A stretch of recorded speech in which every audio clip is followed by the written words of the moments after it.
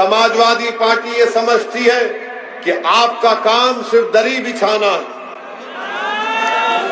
आपका काम सिर्फ दरी बिछाना है। अब हम आपसे कह रहे हैं कि दरी नहीं बिछाएंगे इंशाअल्लाह ताला। अब ये हमारी इज्जत और सम्मान की लड़ाई है।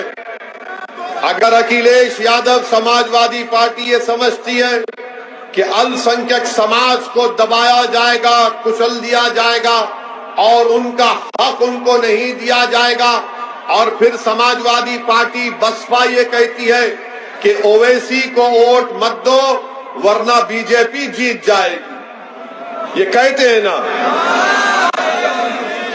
ना, अगर इसको वोट देंगे तो बीजेपी जीत जाएंगी। अब हम आपको बता रहे हैं, हमारे जाने के बाद ये फिर से शुरू करेंगे चर्चा, बोलेंगे भड़काऊ भाषण देकर गया, बच के रहना इससे।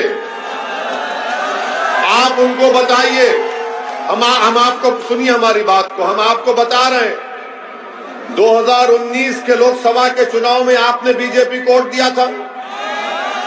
नहीं दिया था ना। उत्तर प्रदेश में आपने दिया था कहीं पर संभल को छोड़ के? नहीं दिया था ना। क्या समाजवादी का और बसपा का इत्तेहाद अलायंस नहीं था? था ना।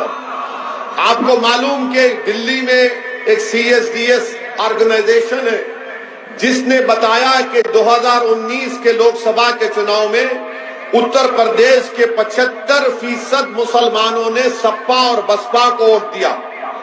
कितना दिया? 75%। उसके बावजूद भी लोग कितना जीते? 15 लोकसभा की सीट जीते, 15 जीते, जिसमें अखिलेश यादव की पार्टी के 5, जिसमें 3 मुसलमान, एक पिताजी एक बेटा जीते ना। क्या 2000 का चुनाव हम लड़े थे? हम तो नहीं लड़े थे ना, हम नहीं थे 2000 के 19 के चुनाव में। 24 में रहेंगे इंशाअल्लाह ताला, याद रखो आप। हम नहीं थे तब भी तुम सपा और बसपा 15 जीते। अब क्या हमारे पास जिन्नात है जो उड़ के आके लोगों को बोले कि बीजेपी को वोट डाल दो? जो सुनिए, अभी यहां सुनिए हमारी बात।